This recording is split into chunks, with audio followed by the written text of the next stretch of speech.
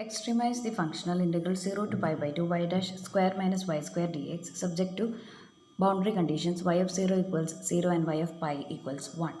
Here we have used the same functional, but now the boundary conditions are altered. Instead of the second boundary condition in the previous question y of pi by 2 equals 1, we have a new boundary condition y of pi equals 1, and we are asked to find the extremal that will extremize the given functional.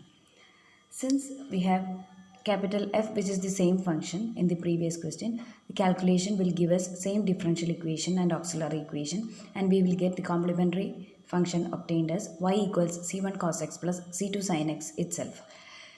To this expression, now we are going to apply the boundary condition and we will find extremal which will satisfy this boundary condition. When you give y equals 0 and x equals 0 as per the first boundary condition, y of 0 equals 0, as in the previous question you will get c1 equals 0. When you give the second boundary condition y of pi equals 1, that is y equals 1 and x equals pi, in this expression you will have 1 equals c1 cos pi plus c2 sin pi. But we have c1 already obtained as 0. Thus our equation reduces to 1 equals c2 sin pi. But sin pi is 0. Therefore we get 1 equals c2 into 0, which is 1 equals 0, and this is a contradiction.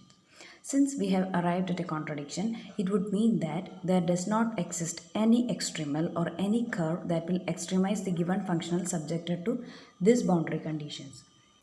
When the boundary condition got altered, we couldn't even find an extremal. That is, boundary conditions also have a role in determining whether extremal for a given functional exists or not.